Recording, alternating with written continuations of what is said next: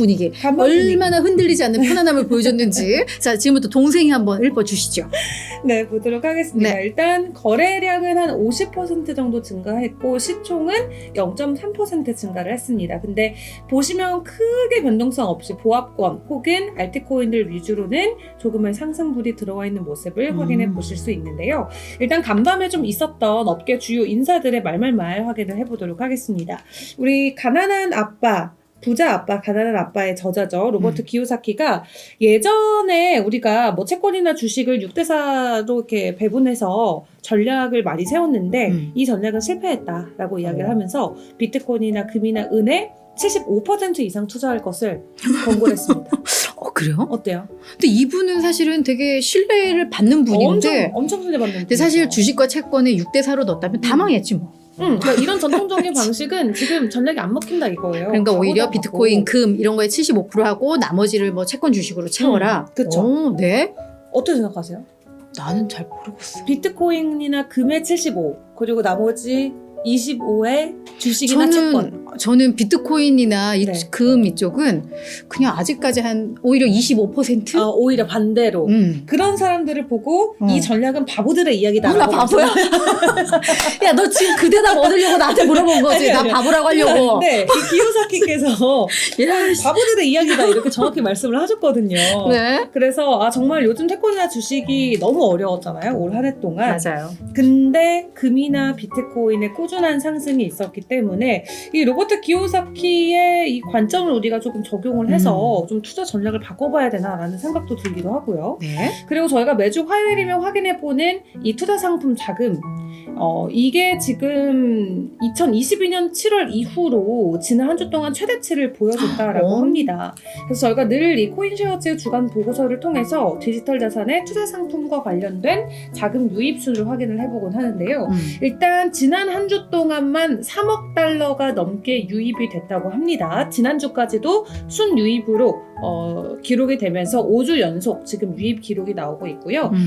비트코인에만 지금 2억 9천만 달러가 유입이 됐고 그 다음에가 이제 솔라나 이렇게 유입순이 나왔습니다. 하지만 반면 이더리움 투자 상품에서는 600만 달러가 유출되는 모습이 보였기 때문에 기관 투자자들도 선호하고 있는 종목이 이 우리 시장과 마찬가지로 동일한 방향으로 흘러가고 있다라고 확인해 볼 수 있겠습니다. 근데 요즘 진짜 이더리움은 진짜 재미없는 것 같아요. 오히려 맞아요. 지금은 비트코인과 뭐 솔라나 이런 애들이 막 부각이 되는데 이더리움이 그래도 2인자인데 언제쯤이나 힘을 낼지 좀 그러게요. 계속해서 저희들이 봐야 될 것 같아요. 제일 궁금한 거, 이 비트코인 관련해서 또 어떤 소식들이 나올지 너무 궁금해요. 네, 일단 이 흔들리지 않는 편안함을 보여줬던 만큼 간밤에 또 비트코인 분위기도 나쁘지 않았고 그러다 보니까 시장 참여자들도 너도 나도 조금 재밌는 이슈들을 만들어내고 있는 것 같아요. 좋습니다. 재밌는 짤이 있어서 하나 가지고 와봤는데요. 죽음에서 돌아온 킹코인이다라고 이야기를 하면서 이게 지금 밑에 그림을 보면 이게 레오나르도 디카프리오의 사진인데 이게 보시면 2022년에 비트코인이 35,000달러 갔을 때 우리의 모습이고 올해 35,000달러 갔을 때 우리의 모습이에요.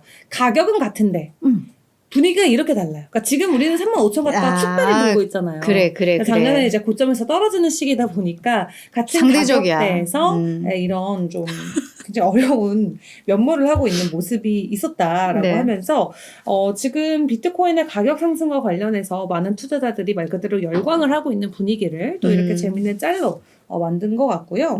또 실제로 비트코인을 검색하고 관심 있는 사람들도 늘어나고 있는 것으로 확인이 되고 있습니다. 이 위키피디아 페이지에서 비트코인을 검색했던 페이지 뷰수가 급등을 하고 있는데 2020년 중반 이후로 최고치입니다. 지금 여기까지 올라갔거든요. 사람들이 많이 검색을 해본다는 거는 그만큼 많이 관심이 있다로 바로 풀이를 해볼 수 있겠죠.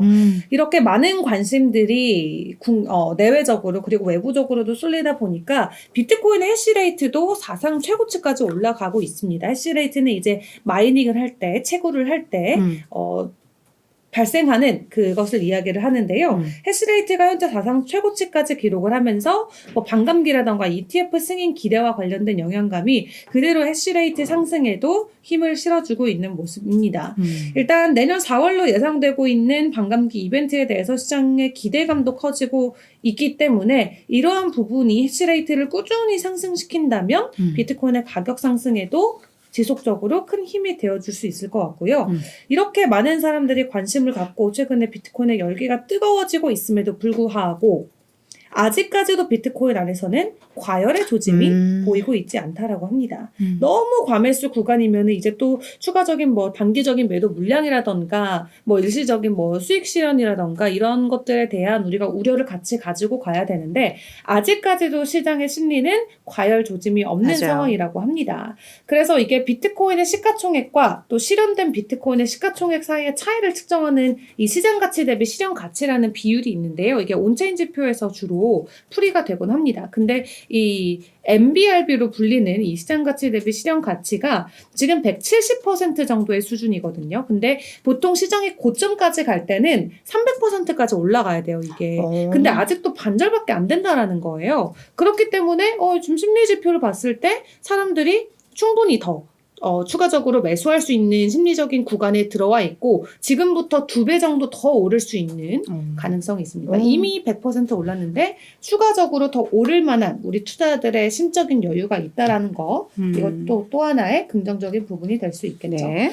그리고 또 간밤에 이 미국 헤지펀드의 전설이자 또 억만장자 투자자로 불리는 스탠리 드러켄 밀러라는 사람이 자기가 지금까지 금을 보유하고 있었는데 비트코인을 보유하지 않은 것과 관련해서 내가 실수한 것 같다라고 이야기를 했어요. 이 사람 같은 경우도 앞에서 확인해봤던 기요사키처럼 엄청 이제 시장의 신뢰를 받고 선망을 받고 있는 투자자인데 자기가 금만 사고 비트코인을 안 산 게 실수다라고 하면서 비트코인이 젊은 애들이 자꾸 뭐 이걸 가치 저장 수단으로 여겨서 처음에는 그런가 보다 했는데 이 비트코인이 계속 인기가 있고 이 꾸준히 어쨌든 10년 넘게 이어져 오고 있잖아요. 그러다 보니까 자기가 비트코인에 대해서 조금 관점이 바뀐다라고 이야기를 해요. 자기가 지금 70살이고 금을 보유하고 있는데 지금 비트코인을 뭐 자기도 포트폴리오에 담을 수 있다라는 식으로 가능성을 열었는데 뭐 말 그대로 억만장자기 때문에 이런 분들이 뭐 비트코인 뭐 한 개 사지는 않잖아요. 그렇지, 이런 분들 그렇지. 한 번 사시면 뭐 몇백 개, 몇천 개 단위로 사실 텐데 어쨌든 이 헤지펀드의 전설로 불리는 사람들도 나이가 이제 70이 넘으셨는데도 이제 비트코인 투자할 때 된 것 같다. 이거 진짜 주목할 이야기하면서. 뉴스다. 그렇죠. 네. 우리 같은 젊은 애들은 뭐 이미 진작에 17년도부터 투자하면서 다 물려 있지만 이제 이 윗세대 어르신들도 이제 드디어 크립토를 좀 인정하고 투자를 하겠다라는 의지를 한두 명씩 밝히고 있습니다. 그러니까 이런 때 워런 버핏이 나도 비트코인을 그쵸. 너무 과소평가해서 이 한마디 해주면 짱인데 그분은 그쵸. 아직까지도 별로다라고는 하고 돌아가실 있어요. 때까지 인정 안 하시지 않을까. 그래, 그분은 하신 근데 말이 너무 많으셔가지고. 맞아, 그럴 수도 있어. 네. 근데 좋은 변화입니다, 이런 거. 네. 그렇다 보니까 실제 지표적으로 봤을 때도 이 비트코인의 추가 상승과 관련된 시그널들이 많이 나오고 있습니다. 일단 이 비트코인의 50일 이평선 그리고 200일 이평선이 지금 골든 크로스를 형성하고 있고요. 지금 구간에서 골든크로스가 나오고 있기 때문에 4만 달러까지의 가격 상승 단계적으로 가능하다라고 차트적으로도 분석이 나오고 있고 그리고 크립토컨트의 리포트를 통해서 확인해 봤을 때 이 온체인 지표상 비트코인의 가격 상승 여력이 충분하다라는 것도 또 확인해 볼 수 있습니다. 그래서 2015년 과거, 2019년 그리고 2020년에 비트코인의 바닥을 정확하게 이 지표를 통해서 저희가 확인해 볼 수 있었는데요. 이거 노란색으로 찍혀 있는 부분이거든요. 근데 여기를 놓고 봤을 때 여전히 비트코인의 고점 시그널이 나오고 있지 않다. 한마디로 지금이 고점이 아니기 때문에 더 올라갈 수 있다라는 것을 시사를 한다라고 합니다. 그래서 온체인 지표상으로 봤을 때도 충분히 여력이 있는 부분이고요. 그리고 비트코인 같은 경우는 또 차트적으로 단기적인 목표가가 38,000달러 선이다라는 또 애널리스트의 이 애널 분석이 나오기도 했습니다. 지금 이 사람이 이야기하고 있는 이 하이엔타이드 플래그라는 강세 패턴이 이 차트 안에서 포착이 됐다라고 하는데 이 차트대로라면 11월 초, 그러니까 다음 주까지 비트코인이 38,000달러 간다라는 시그널을 보내고 있다라고 하거든요.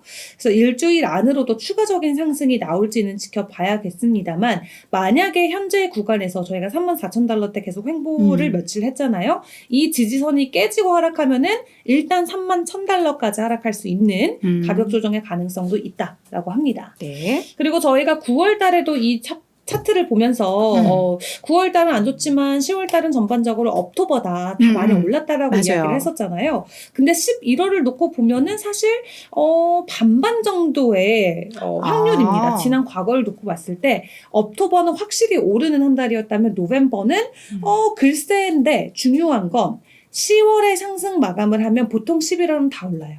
근데 지금 저희가 10월에 비트코인이 상승 올랐죠. 마감이거든요. 맞아요. 그렇기 때문에 11월도 이 강세를 유지할 확률이 현재 월등히 높다라고 합니다. 그래서 이렇게 뭐 월간 수익률 데이터만 놓고 봤을 때 뭐 비트코인 가격 방향을 뭐 결정하고 뭐 예단하기에는 물론 뭐 완벽한 지표는 아니지만 그렇지. 그냥 역사적으로 그런 데이터베이스가 우리가 있기 때문에 10월에 올랐다, 11월도 월봉 상승 마감한다로 조금 이해를 해볼 수 있겠습니다. 야,